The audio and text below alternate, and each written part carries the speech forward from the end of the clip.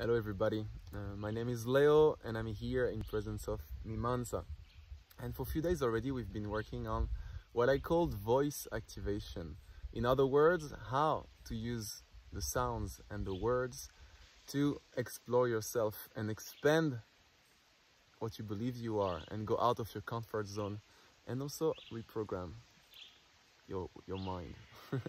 Mimansa, I'm really interested about how was this experience for you and what kind of challenges or resistance you've been facing, and how do you feel now after those voice activation?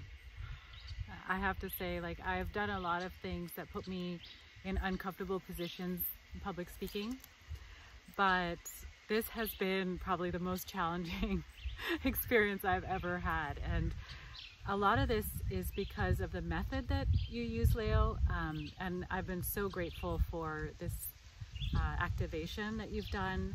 Really felt the difference.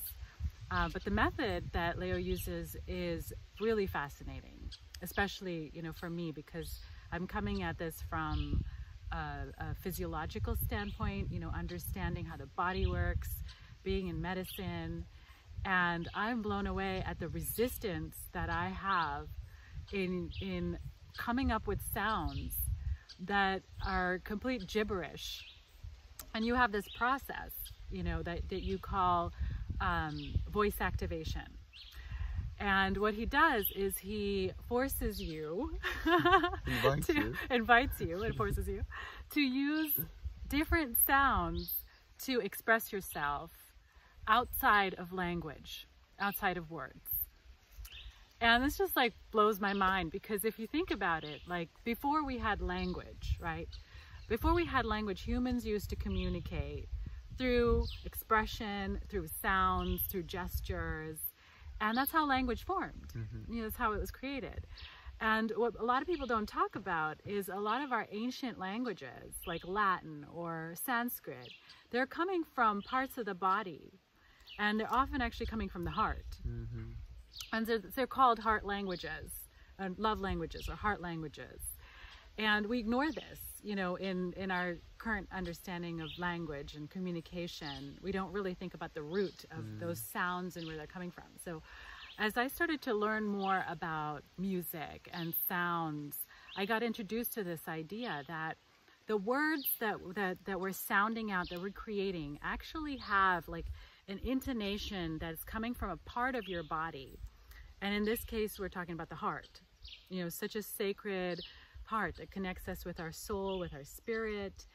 And the way that you sound things out is an expression of your true heart's emotions and feelings, So I have to say this has been extremely challenging for me because of everything that you teach, which is that we need to get out of our own way. We need to, learn how to free our mind from the process of expression. And it's so much easier said than done. We're just so full, I'm so full of self-judgment and criticism. And that really, came out for me, is that, it's been a process of learning how to love myself and to release the internal dialogue, that is there, that prevents me from being my full self, from realizing my full capability in this world. So I've just been really amazed by your process, and I still feel like it's a journey, and I'm, using a lot of the tools that you've taught, but I can't say it's been easy.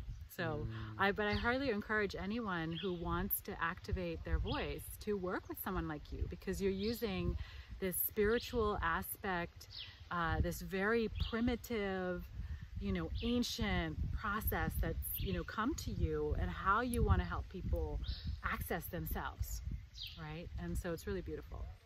Yeah, it's powerful. Thank you so much for sharing. I'm also really curious about your perspective on neuroplasticity and reprogramming the neural pathways thanks to this tool. Because intuitively, I know and I feel that when I'm speaking a specific language like English right now, I have specific neural pathways that are holding that in order for me to express myself. When I'm speaking in French, it's other pathway. When I'm speaking in Spanish, it's something different. And getting out of those languages that are known for the mind, understandable for the mind, and that are just grounded into our into our brain, just as simple as this. When you tap with new sounds out of this, you just reprogram new pathways into yourself and open up new capacity to perceive the reality in a different way. So I know that you are a doctor, and I would love to know your perspective about that. Yeah, no, thank you for asking. You know, one of the biggest problems right now with aging is the loss of neuroplasticity, right? It's like you think about your bones not working, or eventually your organs might start failing. One of the biggest organs that starts to fail early in life, actually, quite early, much earlier than you would think, that Alzheimer's or Parkinson's and these kinds of things show up, like in your 70s or 80s. Even before that, your brain starts to lose this, what we call plasticity, which, you know, essentially it's flexibility, right? So the word should really be neuroflexibility, right? And it's exactly as you said, where we have these neural networks that are pre-programmed early in life when we first start learning language, and we access the same program every time we speak, when we communicate. And if you're not reading a lot, you're not writing a lot, you're not doing all kinds of wonderful things to open up your brain more, you get more and more limited in the choices that you have access to. And it's really a matter of how much of your brain are you actually using, how many neural networks are you accessing every day. So when you learn a different language, like you already named 3 languages that you speak, right? Most people speak one language. You know, even if you learn a new language, 2 or 3 languages, you're increasing the number of neural networks that you're going to be accessing every day, keeping your brain literally alive. And then you take it a step further and you start to create new neural pathways by creating sound. You know, and it's not something that you're necessarily taught. So there's that added element of access on the spot through improv, you know, like we talked earlier about getting out of your own way to access these sounds. And that, I think, is then tapping into a whole new part of your brain that current language doesn't even have access to, like our current systems don't have access to. So the possibility is huge. It's like, you know, I'd love to see somebody do fMRI studies before and after, you know, something like what you're offering, which is the ability to access these other parts of our brain and see how they light up. Like, how much of our brain are we really using? You know, so I totally feel like neuroplasticity is understood and underrepresented when it comes to our aging process and the role that it has in longevity and increasing your lifespan and your health span. Wow, that's powerful. So basically what I hear is that this voice activation in this language that we are using during those sessions can help elders to keep them aware and alive, right? Yes, yeah.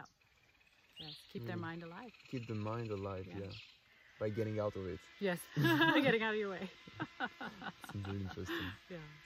Okay, amazing. Thank you. Thank you. Awesome. Cool.